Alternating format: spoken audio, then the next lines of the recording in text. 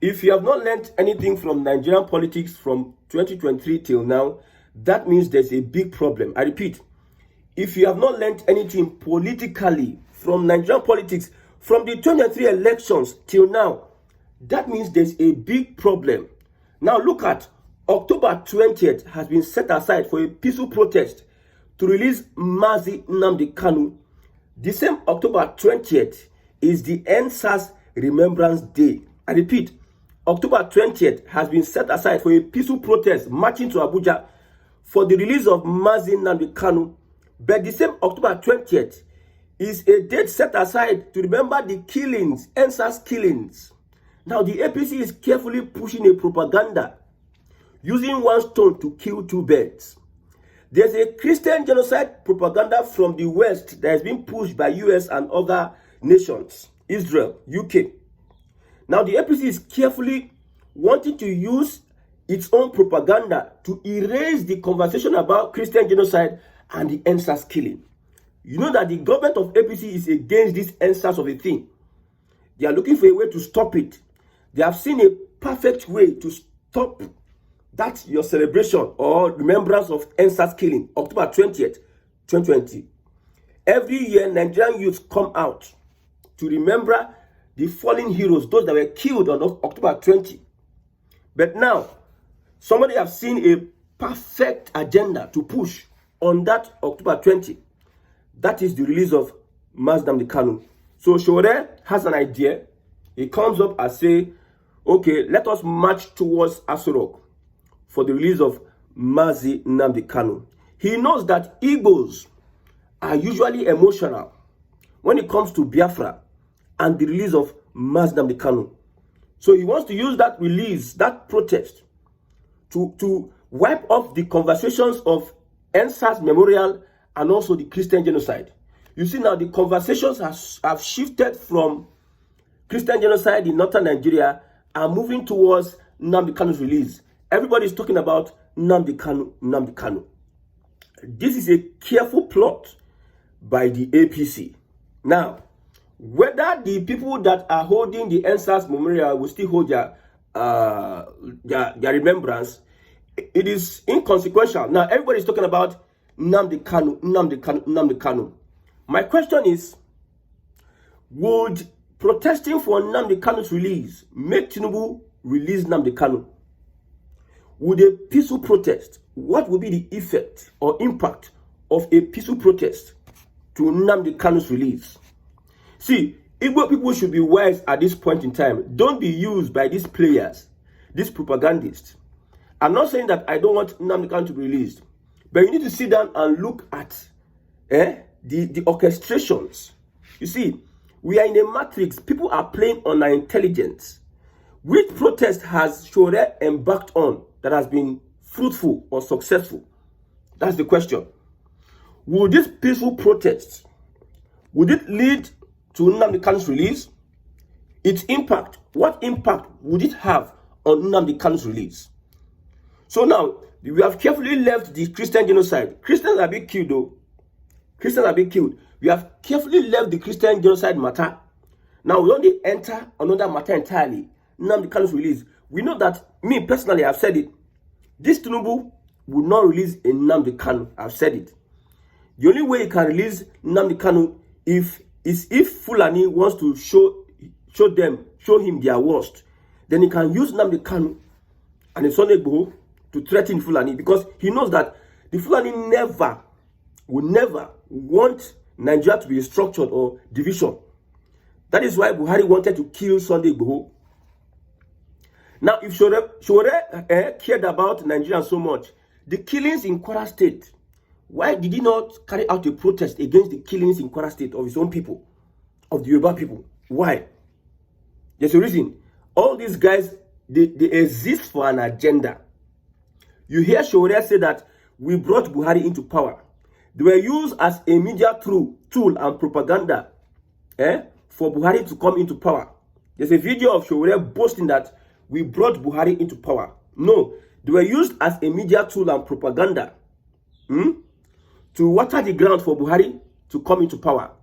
The same way they are using this Nnamdi Kanu, it is a setup for political opponents of Bola Ahmed Tinubu. I repeat, it is a setup for political opponents of Bola Ahmed Tinubu. Igbos should not sheepishly say they want to join a protest. If you are joining a protest, what will be the outcome? In Nigeria, normal protest for their own citizen, normal Nigerian protest, what has been the outcome? Now, the presidency is now accusing Showore of masquerading as an activist. He wants to cause anarchy in Nigeria. Then you have an Igbo gathering of people marching towards Abuja, demanding for release of Nnamdi Kanu. Then the government will not tag you people that want to carry a coup. You don't understand the times. You don't understand where you are in Nigeria. So it is a suicide mission for Igbo leaders to join Showore marching to Abuja, because otherwise it can go south. I know that Igbo are always used as scapegoats and victims when it comes to protests in Nigeria. Look at the End-Bad Governance protest. Showore started it though. The government of the day tried to pin it on P2B. Showore came out and said, na me won't do this protest, na me. But the government refused. They were trying to connect it to IPOP, P2P, Igbos. They were trying to connect it. I now did the broadcast. I said, Igbos are not part of this protest. You're not part. But the government was looking for a way to make P2P a scapegoat. I think the political opponents of Asiwaju Bola Ahmed Tinubu of the APC, that is Jonathan and Co. and Atiku, they are scapegoats in this particular agenda pushed by the APC. Whether you like it or not, some people are players.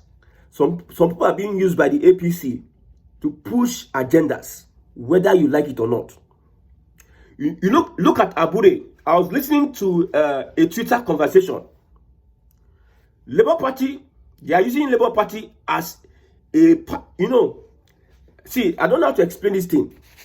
Labour Party is used as a placeholder to control and regulate opposition. For instance, we have 3 political parties: PDP, APC, and Labour Party. So the people in APC will say, let's have a third party that we are sponsoring. Let the party just stay there. Anybody that wants to say he wants to challenge the status quo, he will sheepishly go to that party. They don't know that it is the ruling party that has been sponsoring that third party. So someone like P2B comes up and Nigerians are behind him, like supporting him. He gets massive support. And he looks at the third party, the popular party, at least the entire Labour Party. They don't know that that Labour Party has been created by the ruling party so as to control opposition. Now, P2B enter Labour Party. A whole lot of revelations have been made about Abure, who is a boy to Oshomole. Who is Oshomole? Oshomole is APC. Remember, Oshomole was once in Labour Party. So they used Labour Party as a placeholder. So Obedience and the P2B supporters never knew that they were in a trap. Because of the massive support of P2B, Abure could not, they were shocked, because the kind of support where P2B got 2023, man, it was unprecedented. The APC never expected that kind of support. They thought that, okay, Abure can handle. It was until after the presidential election, that they now knew that, well, this is massive. They now have to re-strategize. That is what the APC does. They have placeholders in. How could APC destroy the Labour Party? How could the APC destroy Labour Party? Labour Party is saying that they are not giving P2B ticket. Why? Because they accused Abure of stealing money, of whatever. Accountability. The guy refused. He stay inside party. He do all sort of rubbish to dent the name of Labour Party. Imagine a party chairman working against his party that got House of Assembly members, got a governor, got so many posts in the Senate and House of Rep. Imagine somebody, a chairman, working against his party, and people are leaving his party to the APC. Do you know what it is? You sit down here and you don't know the kind of politics that is going on. So from 2023 till now, if you have not been able to catch up with the way politicians are playing politics in Nigeria, my brother, there's a big problem. Oh. So this particular October 20th that's been set out for a peaceful protest to release Nnamdi Kanu, personally, I see it as a setup. Number one, for opposition figures in the next elections. Opposition figures. Now, Atiku said, I support the release of Nnamdi Kanu. You see how the Northern is Northern base, how Northerners are attacking Atiku, threatening not to vote for him in the next election. Atiku is thinking, maybe should I delete this post or should I not? If you delete it now, they say you're a coward. If you don't delete it now, they say you are supporting this thing. You know, the Fulani, they don't want anything called, they love one Nigeria the way it is. They love it because they are one of the biggest beneficiaries of the one Nigeria. After the Yoruba turn now, it is the Fulani turn. So they are always on the two sides. So anything that has to do with Nigeria should divide, referendum, the Fulani heart, they're going to get heart attack. You see how they are attacking Atiku of all people. Now they are pushing their support to Pantami. Somebody said that Pantami is the new savior. Is the new Buhari of the North. Pantami, somebody that was involved in terrorism, is because of this particular statement Atiku made in support of Nnamdi Kanu's release. You can see the agenda. They don't use the agenda stain Atiku white. The same agenda they will use stain Obi white. Obi is not saying anything yet. He's not saying anything yet. The same agenda they will use. Showore went to meet Jonathan, and Jonathan said, I will speak to Tinubu. I believe Jonathan has advisors. Don't allow Showore stain your white. Imagine Showore leading a protest to release Nnamdi Kanu. Like I said, what would the protest, peaceful protest, what would it lead to the release? Something that is in court already. They are telling Nnamdi Kanu's lawyers to come and put up a defense of the allegations of the prosecution. So would the protest lead to his release? That's the point. Do you want another incident whereby they will tag Igbos? Igbos want to carry out coup, anarchy, treason, overthrow the Nigerian government. Do you want another situation like that? The last N-Bank governance protest, Showore was involved. He ran go America. They arrested some people were killed. He ran go America. His orange beret boys, they arrested them, they now released them. You saw how they dehumanized northern young youths on that N-Bank governance protest. The orchestrator, who was Showore, left Nigeria, coming back. The DSS, they can't do drama. They act content for us. DSS for airport, they act content. They hold them, they release them. All of a sudden, they release them. This thing what Showore they do, if an Igbo man is doing it, do you think he will still be walking free? We know that Showore has his own good sides. But when you see an agenda, when I say agenda, I see agenda. Me, I study journalism.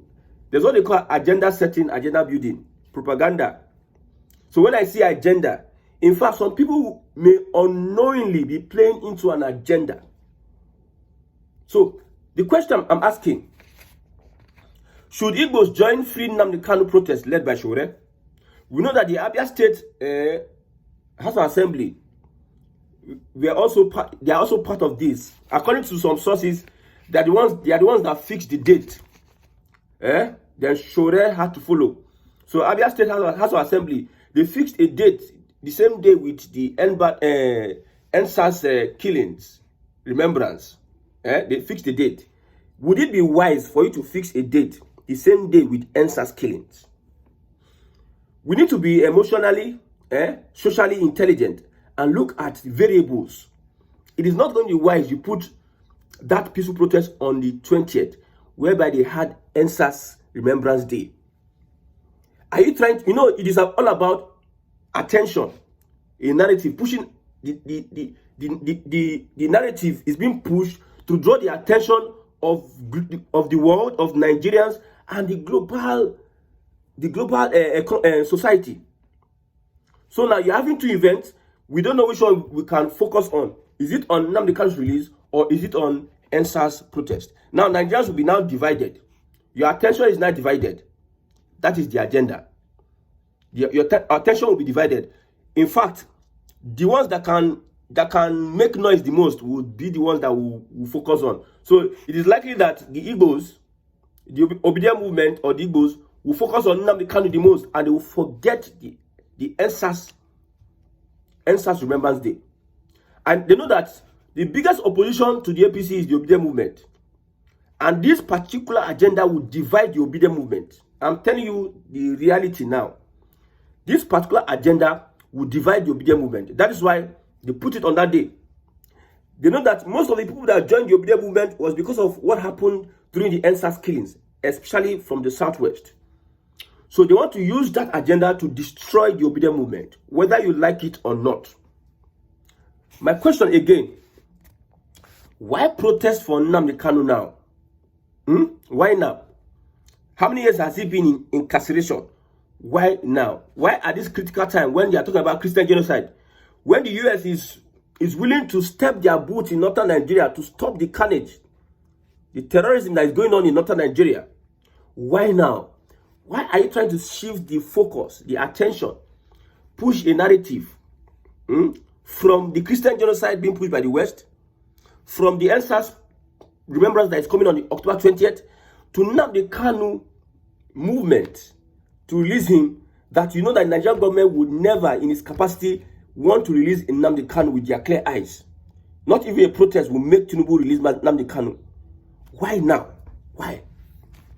The second question, I've asked it before. Why choose October 20th, a date set aside for NSAS brutality? Note that the Nigerian government blamed the Igbos, IPOB, ESN for NSAS attacks and looting of Oba's palace. The third question, we know that NSAS, they blame the Igbos. So everything protest, Igbos must be part of it. So that's why Eshore looked at this Nnamdi Kanu protest is going to be a good thing to raise the dust. And if you talk about it, Igbos will join. I'm calling on Alex Oti, all Labour Party, all the governors of the Southeast, both Jonathan, Atiku join. Let's come and rubbish them with that protest. Yes. Is this not a setup to demonize the Igbos? Is this not a setup to demonize the Igbos? Knowing fully well that the government is looking for a way to accuse P2B of sponsoring terrorism. I hope you are looking at all these points. Look at all these points. Look at it critically. Showore is Yoruba. Why has he not organized a protest on behalf of the Fulani killings going on in Kwara State? I mean, all those ones don't need activism. The killings of Fulani going on in Kwara State. Why has he not spoken about it and carried out a protest against those killings?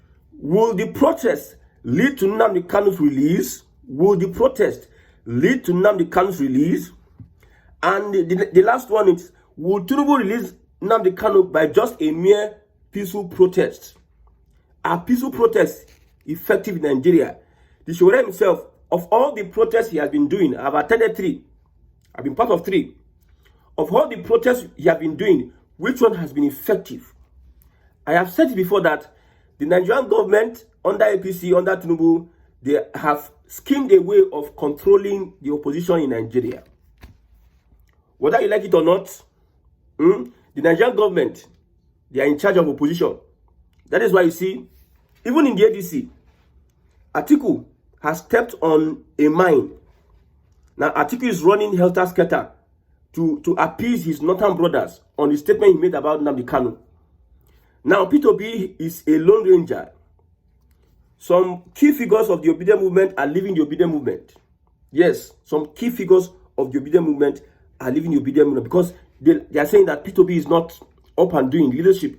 Why? Because the APC themselves, they know how to re-engineer the Labour Party to kick him out of the Labour Party. How the APC re-engineer the PDP to kick Atiku out of the PDP. Yes. So the problem is that APC is in control of the opposition. The ADC itself now, they are considering a pantami. They are even confused. Sometimes some people say, Jonathan, ADC is pressuring Jonathan, come, because they are undecided. It is because of the actions of the APC at the agenda. See, what has come upon Nigerians now, the kind thing, I will forever sit down here and try to understand the move of the APC at every point in time.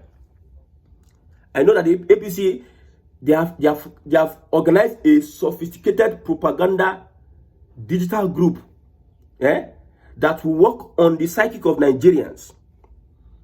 They want to own the narrative, and whatever they tell you is the truth.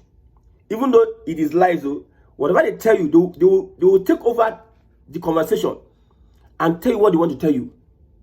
It is just like witchcraft. You know witchcraft? That is what APC want to carry out on Nigerians. So if you are joining the protest, think again. Think again. Let's look at this from the southwest. Afenifere is calling for Nnamdi Kanu's release. Showore is calling for Nnamdi Kanu's release. Femi Falana is calling for Nnamdi Kanu's release. In the east, the Abia State Assembly is calling for Nnamdi Kanu's release. Ohanese is calling for Nnamdi Kanu's release. Igbo elders are calling for Nnamdi Kanu's release. In the south, Jonathan. In the north, Atiku. What is the common factor? The target is opposition figures. Opposition figures, that's the target. And it is easier. We know that Nigerians are divided on this particular Nnamdi Kanu of a thing. It is another tool of division. Yes, it is another tool of division. The only way we can come out of this shenanigan is when there's a restructuring on board, whereby everybody will get to a peak limit, whereby everyone will say, let us go to our various house. No more Nigeria. That is where we can get it right.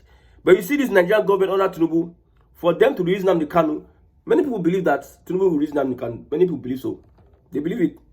Till tomorrow, they believe it. I'm not against those people. But the point here is that Nigeria that is being controlled by the Fulani, do you think they want Nnamdi Kanu to be released? Do you think so? Do you think that the Fulani, they don't still have some control in Nigeria, some influence in Nigeria? Do you think they don't still have some influence in Nigeria? If you don't think that they have influence, go and think again. So whatever protest you are doing in favor of Nnamdi Kanu, my brother, for those that I mentioned, Jonathan, Atiku, P2B, it is a trap. At least these three people should not be part of it. Every other person that wants to join should join.